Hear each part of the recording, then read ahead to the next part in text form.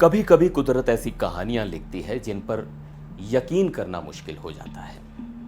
ऐसी कहानियां जो इंसानों की दुनिया की तरह ही प्यार, बिछोह और दर्द से भरी होती हैं। आज हम एक ऐसी ही कहानी की बात कर रहे हैं। एक माँ की कहानी, एक बेटी की विदाई की कहानी और उस विदाई के तुरंत बाद माँ की मौत की कहानी। ये कहानी है रणथंभौर की उस रानी की जिसे दुनिया एरोहेड T-84 के नाम से जानती थी। नमस्कार, मैं हूं सिद्धार्थ प्रकाश। रणथंभौर टाइगर रिजर्व से वो दुखद खबर आ चुकी है जिसने हर वन्य जीव प्रेमी का दिल तोड़ दिया है। रणथंभौर की पहचान, शान और विरासत बाघिन एरोहेड अब हमारे बीच नहीं रही।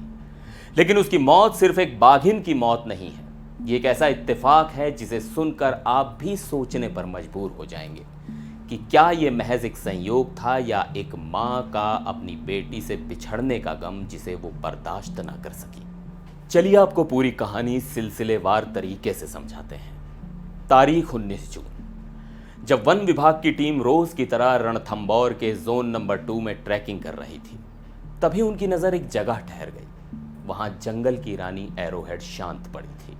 उसके शरीर में कोई हरकत नहीं थी। वो दुनिया को अलविदा कह चुकी थी। खबर मिलते ही पूरे महकमे में शोक की लहर दौड़ गई। एरोहेड लंबे समय से ब्रेन ट्यूमर से जूझ रही थी। वो कमजोर हो चुकी थी, लेकिन फिर भी वो एक योद्धा थी।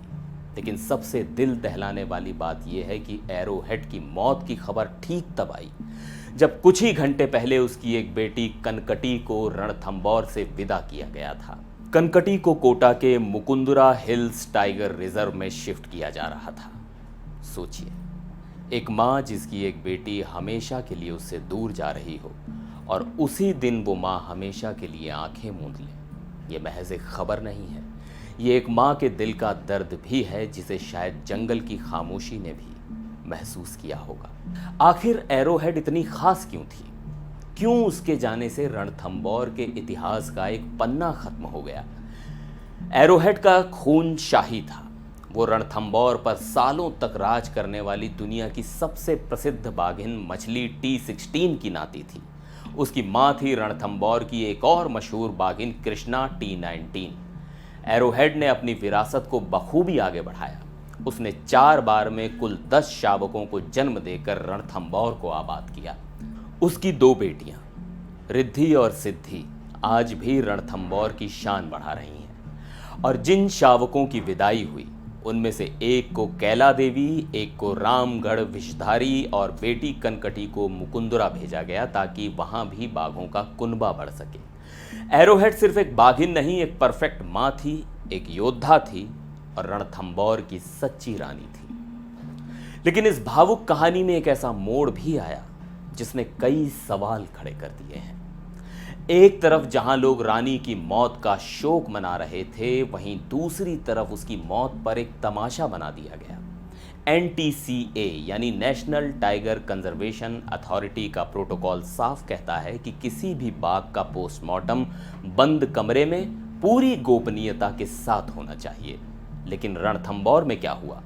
आरोप है कि अधिकारियों की मौजूदगी में विदेशी पर्यटकों को पोस्टमार्टम के बेहद करीब आने दिया गया और वो खुलेआम अपने कैमरों से वीडियो बनाते रहे।